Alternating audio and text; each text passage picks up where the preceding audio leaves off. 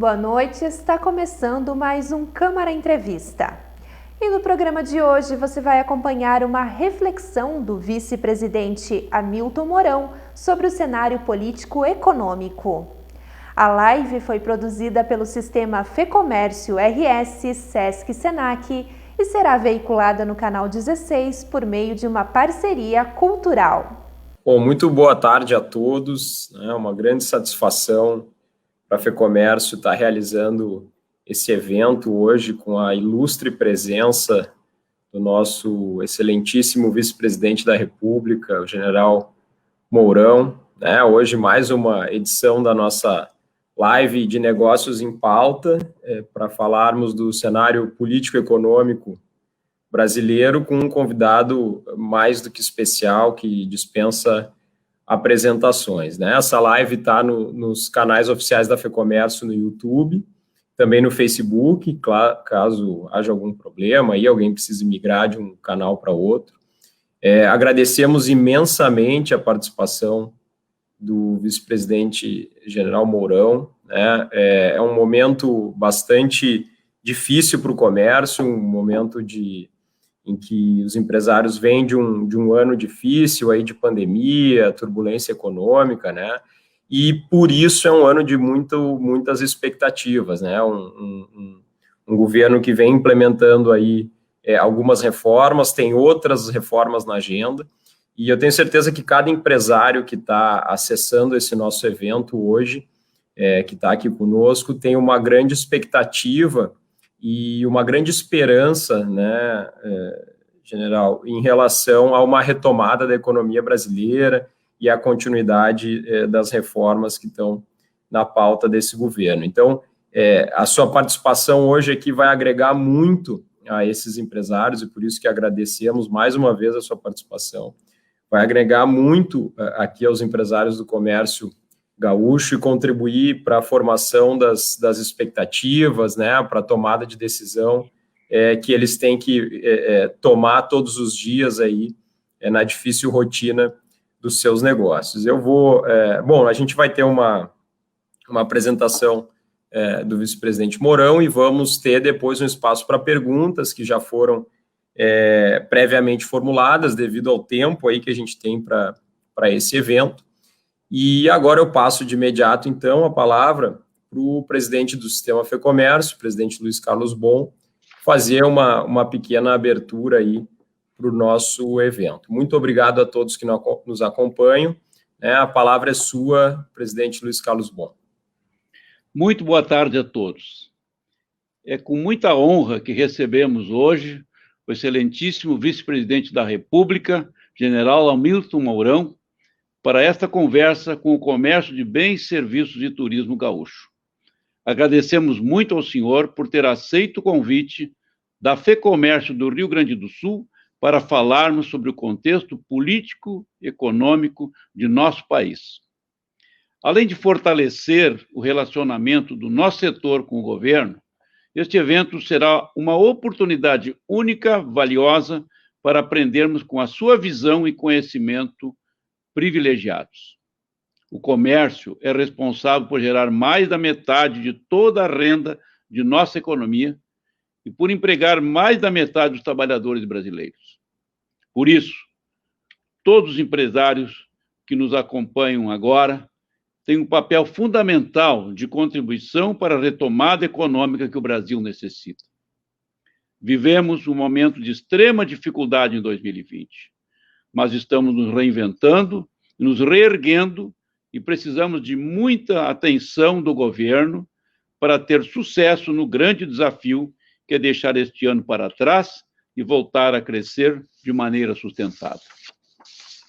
Depositamos grande esperança em nosso governo, senhor vice-presidente. Partilhamos do seu viés reformista e de seus ideais de eficiência, disciplina fiscal e de liberdade para empreender. Bandeiras históricas da FEComércio. Precisamos de um Estado enxuto e limpo e de um ambiente de negócio com regras simples, claras e baratas. E é isso que nos faz confiar no futuro do país, ter vontade de arriscar para investir e gerar empregos. Louvamos a tudo que foi feito pelo governo nessa direção até agora e, principalmente, apoiamos e temos grande expectativa em relação a todas as iniciativas que sabemos que ainda estão em sua agenda. E é para ouvir sobre elas e nos ajudar a formar nossas perspectivas para o futuro próximo que organizamos o evento de hoje.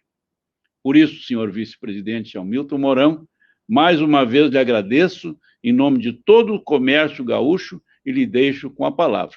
Muito obrigado. Boa tarde, Luiz Carlos. Satisfação poder rever o amigo, mesmo que seja por essa nova forma de nos relacionarmos, né? Nessa forma virtual.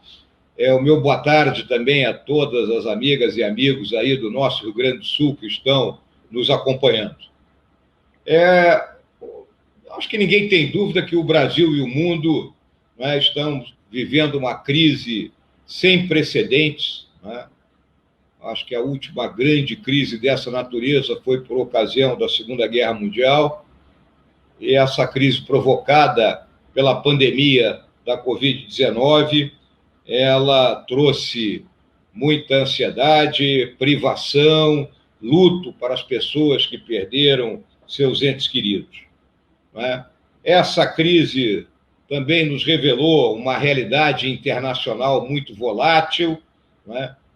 Para aqueles que achavam que o processo de globalização era algo já perfeitamente estabelecido, né? Mostrou-se um tanto quanto não estando devidamente enraizado, e vemos, então, tendências de realocação das cadeias de valor mundiais, né? De modo que os grandes países e outros também não fiquem extremamente dependentes da produção em um único país.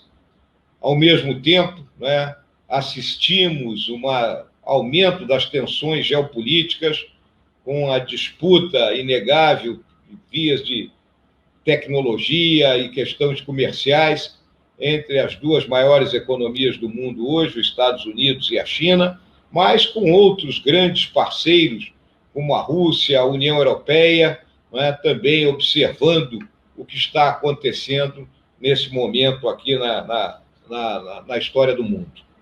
Ao mesmo tempo, né, enfrentamos desde o final do ano passado já uma inquietação social nos diferentes países, vimos protestos na Europa Ocidental, né, vimos a questão do Brexit, né, com o Reino Unido saindo da União Europeia num processo, né, que até hoje não ficou muito bem esclarecido e que parece que não era a real intenção daqueles que propuseram o plebiscito que levou a essa situação. O nosso entorno próximo, na América do Sul, também viu esses tipos de protestos e, recentemente, né, antes aí do processo eleitoral americano, né, a questão do Black Lives Matter, né, o problema racial ainda existente dentro dos Estados Unidos da América, com inúmeros protestos que foram levados a efeito. Estamos ainda sobre os eflúvios do processo eleitoral dos Estados Unidos, né? Aguardamos a sua conclusão efetiva, uma vez que lá não existe judicialização, mas existe a recontagem dos votos, de acordo com cada uma das legislações estaduais, pois aquele país é verdadeiramente, né, uma federação, né, como julgamos que ela deve ser. Também é importante destacar que o mundo de hoje já vinha vivendo desde algum tempo, né, uma série de fraturas que levaram a que se fosse colocada em discussão, né, a perenidade do modelo democrático liberal ocidental, com muita gente, né, argumentando estaria a democracia ocidental em crise, com livros sendo escritos, né, sobre o futuro da democracia, né, e isso já era um assunto discutido, e a questão da pandemia veio agravar, né, essa situação como um todo. Posteriormente, foi importante ainda também destacar que o mundo vive uma tríplice revolução, uma revolução do mais, uma revolução da mobilidade e uma revolução da mentalidade. A revolução do mais é aquela que leva as pessoas a buscarem, né, itens de conforto cada vez maiores e, ao mesmo tempo, a exigirem que os seus governos, né, lhes concedam espaços, né, que lhes permitam um crescimento harmônico. Então, há uma pressão social muito grande sobre todo e qualquer governo. A revolução da mobilidade, pela rapidez dos sistemas de comunicação, leia-se aí a internet, e mais também a velocidade com que podemos viajar de um continente a outro. Essa até a revolução da mobilidade nós podemos colocar como ter sido uma das grandes difusoras da pandemia, com uma rapidez impressionante. E uma mudança de mentalidade nas pessoas, né, muito ligadas à questão da sustentabilidade. As pessoas hoje querem ter responsabilidade e querem que seus governos respondam com essa responsabilidade sobre o que estão consumindo em termos de alimento, a forma como esses alimentos são produzidos, e, obviamente, isso gera pressões econômicas e ecológicas e de governança, né, sobre todos aqueles que estão ligados à cadeia produtiva e, obviamente, sobre os governos. Então, esse é um panorama mundial, né, muito, digamos assim, conciso do que nós estamos vivendo nesse momento. E isso tem reflexos no nosso subcontinente, na América do Sul. A América do Sul, ela também foi impactada pela pandemia, cada país com suas características, sofrendo à sua maneira, né? Nós enfrentamos aqui problemas distintos em cada um dos nossos vizinhos. Temos a Venezuela, até hoje, com sua crise inconclusa, né? Com a disputa interna, com a permanência de um governo não democrático, que é o governo lá do presidente Maduro. Né? Temos aí a questão do Peru, que ontem teve mais um impeachment de um presidente da República, lembrando que o presidente Vizcarra era o segundo vice-presidente, né? O presidente era o Kuczynski hoje está na cadeia, a primeira vice-presidente foi retirada, assumiu, né, o Vizcarra, e Vizcarra conduziu um novo processo eleitoral no Congresso peruano, que é unicameral, e ontem esse Congresso, por uma maioria de 109 em 120 votos, o afastou, e o horizonte de novas eleições é apenas em julho do ano que vem. Então, o Peru enfrenta, mais uma vez, uma crise. Vamos ver como isso vai se refletir junto a seus vizinhos. O Equador enfrentou crise ano passado, enfrentou problemas no combate ao Covid. A Bolívia, que agora sai e emerge de um processo eleitoral com o retorno do ex-presidente Evo Morales ao país. O Chile, que se julgava, né, a grande ilha de tranquilidade, de prosperidade, da noite para o dia foi sacudido por violentos protestos, né, e que levaram a um plebiscito que agora vai construir uma nova Constituição no país. E os nossos vizinhos do Sul, Uruguai numa situação cômoda, conduzindo muito bem o enfrentamento à Covid, e a Argentina numa gravíssima crise econômica, que tem reflexos, né, sobre a própria economia do Brasil, né, e também tendo que enfrentar a questão da pandemia. O Brasil, né, soube absorver, dentro das nossas desigualdades e das nossas diferenças regionais, a chegada dessa doença.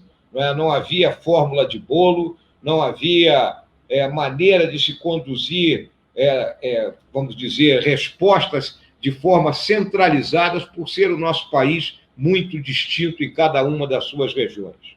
Né? Essa tarefa esteve muito a cargo dos governadores e prefeitos, e eu julgo que, com o apoio do governo central, nós conseguimos colocar a curva da doença dentro da capacidade do nosso Sistema Único de Saúde. Né? Havia aquela tendência, aquela perspectiva aterrorizante de que teríamos gente morrendo pelas ruas, pelos corredores dos hospitais, caminhões frigoríficos carregando corpos, valas comuns sendo abertas continuamente, e felizmente isso não aconteceu, graças ao papel desempenhado pelo nosso Sistema Único de Saúde, pelos nossos profissionais de saúde, que pouco a pouco foram entendendo a melhor forma de combater essa doença, e pelos apoios que foram dados pelo governo federal, não é? Num primeiro momento, na questão da saúde, com a distribuição de insumos, não é? A compra centralizada aí de medicamentos e a distribuição dos mesmos, não é? O remanejamento de pessoal especializado para aquelas regiões do país onde existem carências, não é? A liberação de leitos de UTI, tudo isso foi feito da forma mais rápida possível, o que propiciou esse enfrentamento que hoje nos coloca numa taxa de letalidade abaixo de 3%, né, quando tivemos uma letalidade muito maior aí. E, ao mesmo tempo, estamos vendo, ao longo das últimas semanas, uma queda contínua, né, não só no número de pessoas infectadas, mas como principalmente no lamentável placar do número de pessoas que têm falecido vítimas dessa doença. Ao mesmo tempo, o governo buscou agir na preservação da economia, né, com abertura de linhas de crédito, com renúncia fiscal, com renúncia, né, à recepção de impostos, pagando, né, dívidas dos estados com organismos internacionais, ao mesmo tempo, né, tendo interação junto com as empresas quanto ao pagamento dos salários daqueles empregos formais. E, obviamente, né, atuou muito fortemente na questão social, com recursos sendo colocados diretamente na conta daquelas pessoas que não possuíam emprego formal e viviam na informalidade e, como consequência da noite para o dia, perderam toda e qualquer capacidade de terem algum tipo de renda. É o caso aí específico do Corona Voucher. Mas isso gerou um aumento exponencial da nossa dívida pública, que já era grande, e que vai fechar o ano aí praticamente batendo nos 100% do nosso produto interno bruto, ou seja, em torno de 7,5 a 8 trilhões de reais é a dívida que nós temos e fizemos para poder sustentar esse combate ao coronavírus. Temos que continuar, no rumo das reformas, de modo que os dois grandes pilares da nossa economia e que hoje se encontram nitidamente com problemas, que é a questão fiscal e a questão da produtividade, possam ser reconstituídos. Desde 2014, nós viemos acumulando seguidos déficits fiscais, ou seja, viemos gastando mais do que arrecadamos. Isso não é possível continuar. Nós precisamos equilibrar receita e despesa. O primeiro passo nesse sentido foi dado com a reforma da Previdência no ano passado. Mas aí é importante lembrar que toda aquela economia de 800 bilhões de reais em 10 anos que nós iríamos fazer com essa reforma, ela foi comida pelos recursos empregados aí no combate aos efeitos perversos da crise do coronavírus. Ao mesmo tempo, temos que avançar com a reforma administrativa, enxugando o Estado, diminuindo o peso do Estado nas costas de quem trabalha e produz. Isso é fundamental. O Congresso, ao longo desse ano, em virtude da pandemia, não conseguiu avançar na discussão dessa agenda, mas esperamos que no próximo ano, aí, com a melhoria da situação sanitária, essa agenda seja mais efetiva. Além disso, medidas no sentido de desvincular, desobrigar, as questões ligadas ao orçamento, de modo que deem mais liberdade para a distribuição dos recursos, são extremamente necessárias para que a gente consiga buscar, ao longo dos próximos anos, atingir um equilíbrio fiscal, não só buscar, mas como principalmente sinalizar para os nossos credores e para o restante da comunidade internacional esse nosso compromisso. Também na questão da produtividade, nós temos uma produtividade baixíssima, fruto daquilo que é conhecido como custo Brasil, que há um tempo atrás foi avaliado em torno de 1,5 trilhão de reais. Esse custo Brasil está ligado, número 1, à nossa questão do sistema tributário, um sistema tributário caro, complicado, e que gera uma evasão aí de mais de 400 bilhões de reais por ano, além de custar mais de 70 bilhões de reais por ano para empresas e governos. Então, é outra das reformas que é fundamental que o nosso governo mantenha a sua determinação, a sua clareza, no sentido de que ela seja aprovada ao longo do próximo ano. Também precisamos melhorar a infraestrutura, e a melhoria da infraestrutura se faz por meio de um programa de concessões. E aí, como falou o Luiz Carlos, nesse programa de concessões, nós temos que ter regras claras, um ambiente de negócios amigável, segurança jurídica, para que o investidor privado coloque o seu recurso em ferrovias, rodovias, portos, aeroportos, linhas de transmissão, e com isso rompa esse gargalo que nós temos aqui no Brasil e que nos custa tanto, e que encarece a nossa produção e, consequentemente, diminui a nossa produtividade. Também é importante destacar a questão ambiental, que tem sido muito discutida nos últimos tempos e muito voltada para a questão amazônica. Não há dúvida que a sustentabilidade é tema do século XXI. Hoje, a agenda chamada de ESG, de meio ambiente, de social e de governança, ela é um ícone mundial. E nós não estamos fora disso aí. O Brasil é uma potência agroambiental. Nós temos meia dúzia de biomas, nós temos um código florestal, uma legislação extremamente rigorosa que define que em cada um desses biomas os proprietários de terra têm que manter uma reserva legal, que no caso da Amazônia é de 80%. Nós temos 65% da cobertura vegetal do país total preservada. No caso da Amazônia, é 84%. É importante também destacar que a nossa matriz energética é uma matriz limpa. Nós temos 88% da nossa matriz sem queimar petróleo e carvão. Isso é importantíssimo, porque não adianta dizer em outros países, eu tenho um carro elétrico. Sim, mas a eletricidade é gerada queimando petróleo e carvão. É totalmente diferente do que ocorre aqui no Brasil, que a nossa matriz é preferencialmente oriunda dos nossos complexos hidrelétricos, da energia eólica e da energia solar, além da biomassa, que também favorece.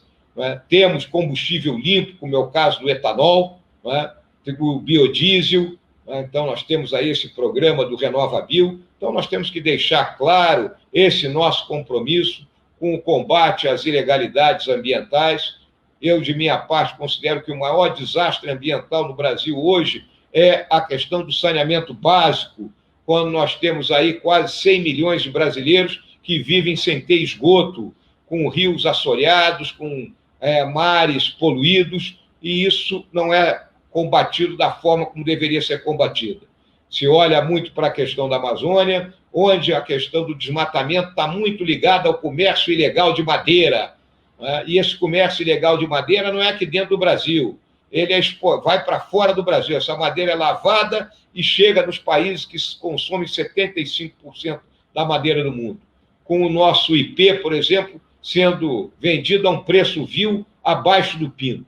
Então, é uma ação que nós temos que ter muito grande para estrangular esse comércio ilegal, estrangular essa lavanderia de ilegalidade que ocorre na Amazônia, não só com a madeira, mas também com minérios, que a partir daí nós conseguiremos, junto com as operações de comando e controle e mais a regularização fundiária, reduzir as ilegalidades de desmatamento e queimadas ao mínimo aceitável, aos mínimos históricos. É importante também destacar a questão que o nosso governo tem um compromisso muito sério com os pilares da civilização ocidental, com o sistema democrático, com o capitalismo, com o Estado de Direito e com a sociedade civil forte. E estamos aqui para lutar e levar avante as mudanças que eu já citei e que são necessárias, extremamente necessárias. Caso contrário, o país continuará estagnado, continuará preso nessa armadilha da renda média que estamos encalacrados desde o início dos anos 80 do século passado, ou seja, há 40 anos, andando de lado, caranguejando. Então, é a hora de todos se darem as mãos e entenderem que muitos terão que ceder por um lado para que haja um ganho para o conjunto da nação, de modo que essas mudanças propiciem, não é, um novo rumo para o país e, como consequência, não é, uma entrada vamos dizer assim, numa rota de desenvolvimento sustentável e que esse desenvolvimento, então, permita que o nosso país chegue àquilo que é o estado final desejado, aquilo que nós olhamos. O que queremos ser? O que queremos ser? Queremos ser a democracia liberal mais próspera, né, do hemisfério sul. Muito obrigado. A partir de agora, estou à disposição das perguntas que se fizerem necessárias. Muito obrigado, senhor vice-presidente. Foi um grande apanhado aí, né? E quero só ressaltar que a maioria dos pontos mencionados aqui eu fui lembrando, eu acabei não me apresentando nisso, eu sou gerente aqui da nossa área parlamentar, né, de relações governamentais, e a maioria dos projetos que a gente está falando, e quando o senhor falou aí do Pacto Federativo e da liberdade para os estados terem a sua autonomia fiscal, né, a PEC 186, 187 e 188 conta com o nosso apoio maciço no Congresso Nacional, inclusive nas últimas vezes que as comitivas da FEComércio, com os vice-presidentes, o presidente Bon esteve lá, apoiando, né, essas medidas, além de outras várias que o senhor mencionou aí, que são pautas históricas aqui da FEComércio. Nós vamos passar agora, então, para as perguntas que já estavam preparadas, né, e eu vou o presidente Bon vai fazer as duas primeiras delas, e devolvo a palavra, então, para o presidente Bon, para começar essa fase aí das perguntas, presidente. Muito obrigado, Lucas. Primeira pergunta, vice-presidente Mourão. Há mais de 7 décadas, o Sistema S promove a qualificação e o bem-estar dos trabalhadores, e o repasse de valores feito por essas entidades é de fundamental importância.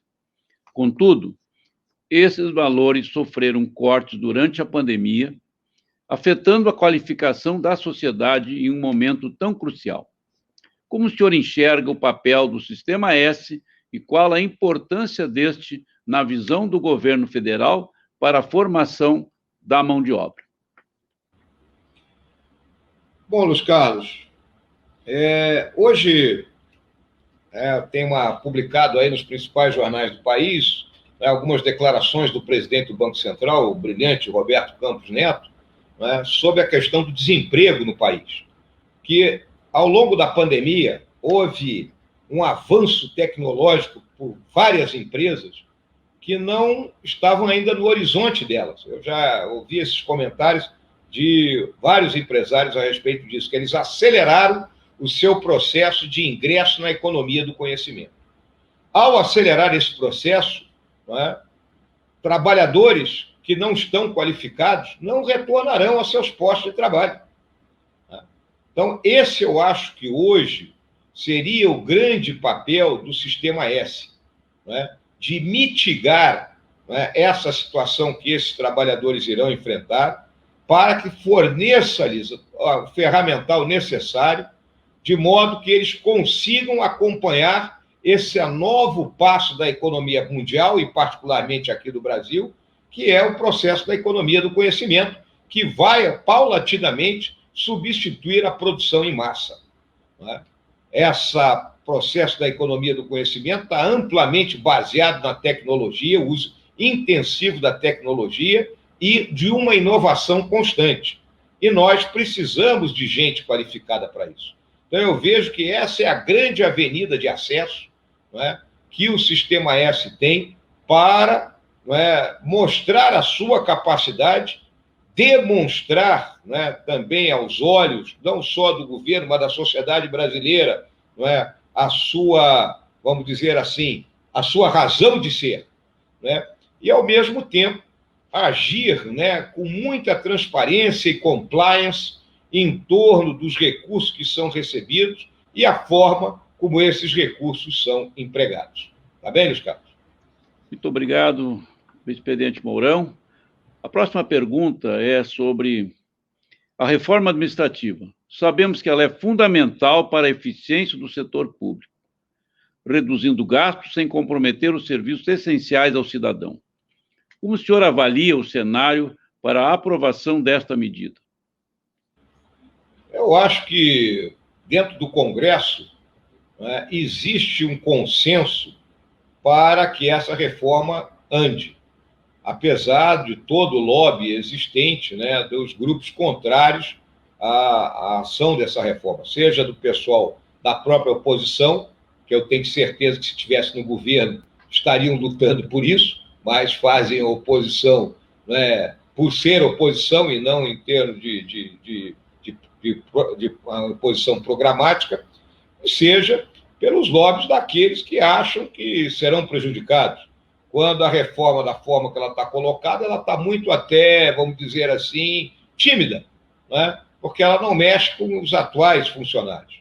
Agora, ela procura estabelecer regras para os próximos anos, não só relativo a uma questão-chave, que é a da estabilidade, né? Como também em relação às diferentes carreiras dentro do Estado brasileiro, que hoje nós temos um sem número de carreiras e que impedem até que o Estado tenha flexibilidade para remanejar os seus efetivos para áreas onde hoje ele precisa mais gente, né, e tem menos. Né? E, por outro lado, em outras situações, em outras áreas, ele está com gente, digamos assim, sobrando. Né? Ao mesmo tempo, né, existe uma reforma branca, né? Não é um termo politicamente correto, né? Mas vou colocar dessa forma, já sendo executada. Porque se 80 se aposentam, apenas 40 estão sendo recontratados. Né? Então, já há uma diminuição paulativa dos efetivos, né, dentro do Estado, no sentido de que, não é, o número de funcionários seja aquele número necessário e que utilize, né, as modernas ferramentas da tecnologia da informação, da digitalização, para dar maior eficiência ao seu trabalho. Agora, essa reforma, ela não adianta ser só no governo federal, ela tem que ser nos governos estaduais e municipais, que, às vezes, proporcionalmente, tem muito mais gente do que no governo federal. Essa é a realidade. Então, ela tem que englobar o país como um todo, né? Todos os entes da federação. Eu vejo que o Congresso está disposto a trabalhar nisso e considero dever funcional do nosso governo fazer todo o esforço possível e impossível para que no ano que vem essa reforma seja aprovada. Vai? Muito bem, e nós entendemos que algumas reformas, aliás, as que seguem nos estados, são necessárias, só serão possíveis se as reformas a nível federal acontecerem, como algumas questões da estabilidade, algumas questões da inamobilidade, enfim, eu quero repetir aqui o nosso bordão, né? Nós entendemos que existem carreiras de Estado que têm direito à estabilidade para a função e não para a pessoa. Muitas vezes as pessoas confundem, tendo feito um concurso, são estáveis pelo fato de terem alcançado uma função pública. Não é bem assim. Nós entendemos, a FEComércio sempre entendeu e fala isso, que a estabilidade é para a função que aquele agente público exerce, fiscal, promotor, juiz, militar, os demais são passíveis de mudança nesse mundo moderno. Eu não quero ajudar a responder, mas quero colocar a nossa posição sobre esse tema muito polêmico, sabemos, no Brasil. Mas continua com o nosso mestre de cerimônia, aí, o Lucas, que vai fazer o prosseguimento do evento. É mais um projeto que tem nosso apoio lá no Congresso, né, presidente? Nós vamos passar agora, então, para algumas perguntas aí de alguns vice-presidentes da FEComércio que nos enviaram, e vamos começar aqui com a pergunta do vice-presidente lá de Pelotas, o coordenador da nossa Comissão do Varejo, o senhor Gilmar Bazanella. Por favor, pode rodar a pergunta dele. Excelentíssimo vice-presidente da República, general Hamilton Mourão. A reforma trabalhista trouxe avanços importantes, contudo afetou diretamente a contribuição sindical. Neste novo cenário, como a Vossa Excelência, avalia o papel dos sindicatos? Com a pandemia, tivemos um avanço nas novas formas de trabalho regulamentadas na reforma trabalhista de 2017, como no caso do teletrabalho. A Vossa Excelência acredita que seja necessário uma revisão e uma nova regulamentação? Agradeço aí a pergunta do Gilmar, né? A questão dos sindicatos, né? O movimento sindical, ele sempre teve um papel importante, né, dentro do relacionamento entre a massa de trabalhadores, né, o governo e, obviamente, os donos de empresas onde esses trabalhadores fornecem a mão de obra. No entanto, na minha visão, o movimento sindical ele parou no tempo em alguns momentos, né? Ele deixou de entender os avanços que ocorreram, né? Uma vez que a emergência desse movimento ocorre ali no final do século XIX, início do século XX, quando o sistema capitalista, né, e principalmente a questão da Revolução Industrial, ainda, né, se orientava por outros processos e outras formas de relação, né? A partir daí, essa questão foi tendo ali aproximações sucessivas, uma sintonia fina, e terminando por haver um relacionamento muito mais respeitoso e muito mais digno entre o patrão e o empregado, né? E nós aqui ainda tínhamos a questão da obrigatoriedade, né, do desconto sindical. Então, eu vejo cada vez mais o sindicato atuar politicamente junto, né, às pessoas que trabalham, que são daquela área, né? O sindicato tem que mostrar a sua, né, vamos dizer, a sua razão de ser, né? Foi a mesma forma que eu disse anteriormente a respeito da questão do Sistema S. Ele tem que dizer para que veio, tem que dizer se ele realmente está ajudando o trabalhador. E, a partir daí, eu tenho certeza que o trabalhador, né, estará afiliado, fará questão de estar afiliado àquele sindicato. É que nem questão de clube e associado. Eu vejo mais ou menos dessa forma. Em relação à reforma que ocorreu em 2017, que teve uma regulamentação inicial do teletrabalho, naquele momento eu tenho certeza absoluta que ninguém vislumbrou, né, a forma como o teletrabalho chegaria neste ano de 2020, né? Então, 3 anos depois, o teletrabalho, que naquele momento foi colocado, vamos dizer assim, com uma nova forma de relacionamento, agora ele passa a ser o novo normal, né? Nós estamos vendo aí inúmeras empresas, né, já dizendo que a forma presencial será a menos usada, a menos utilizada, né? Então, eu julgo que, uma vez que o marco não tinha a visão do momento que nós estamos vivendo, novas regras terão que ser estabelecidas, né? Então, e o local, a área da discussão dessa regulamentação é o nosso Congresso.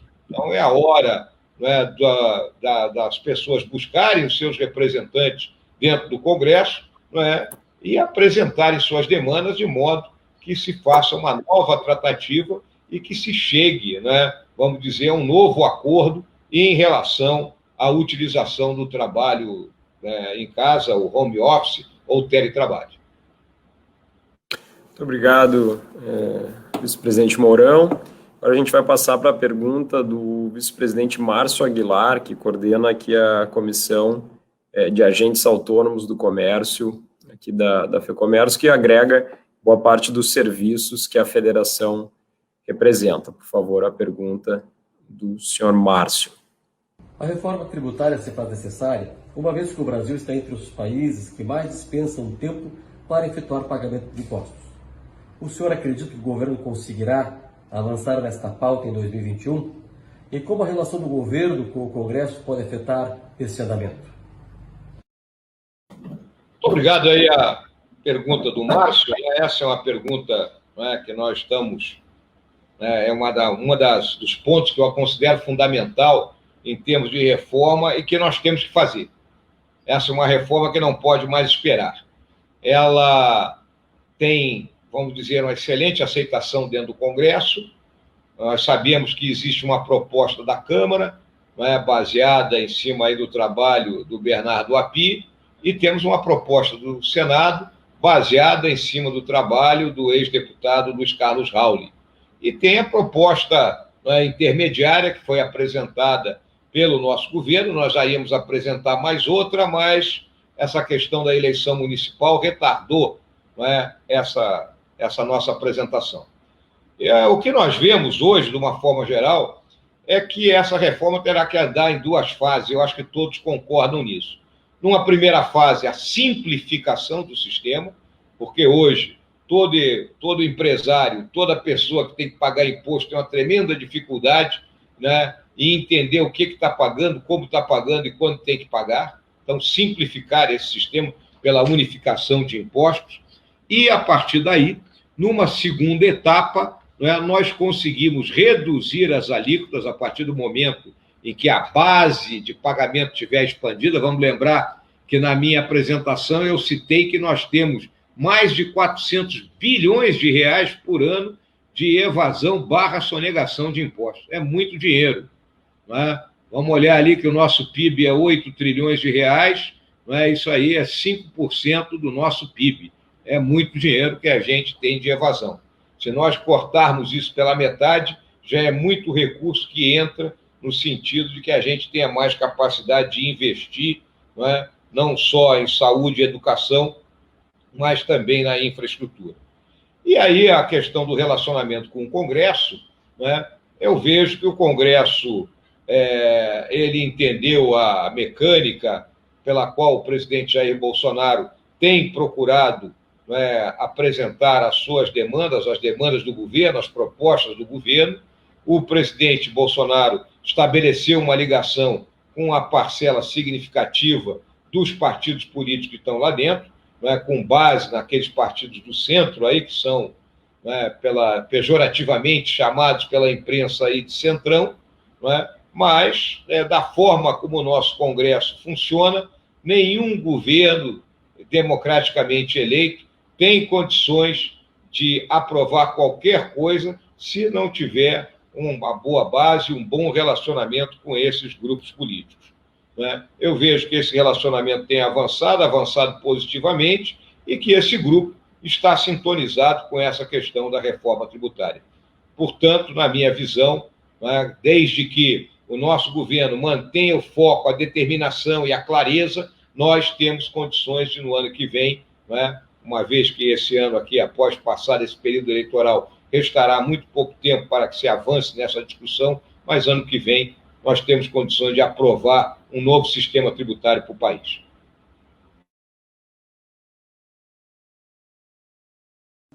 O senhor preside o Conselho Nacional da Amazônia.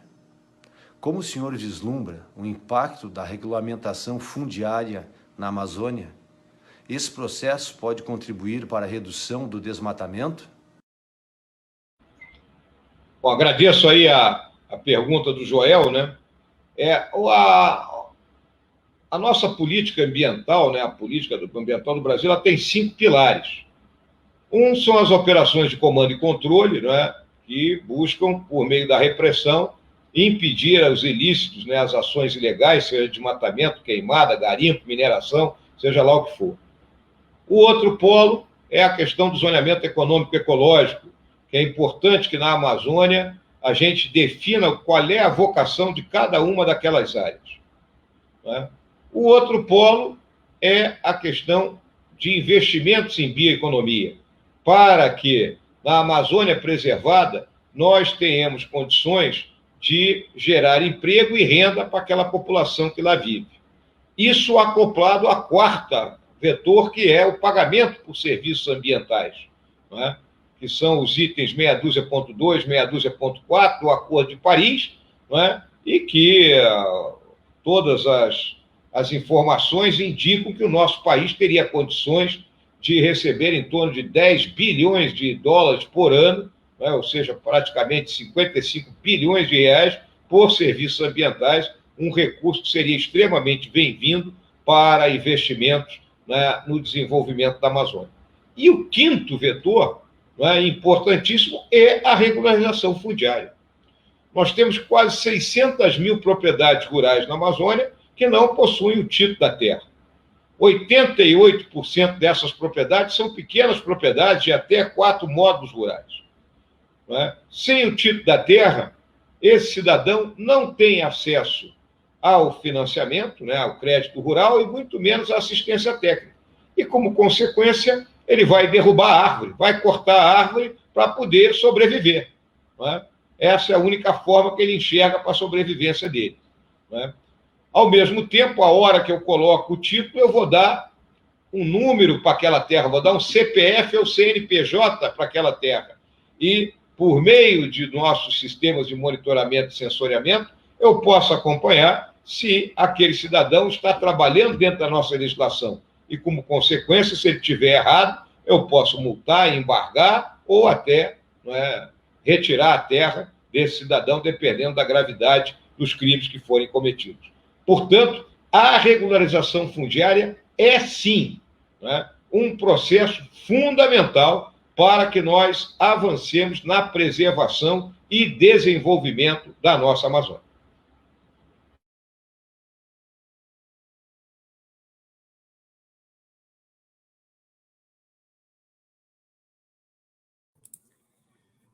Presidente, acho que o seu microfone...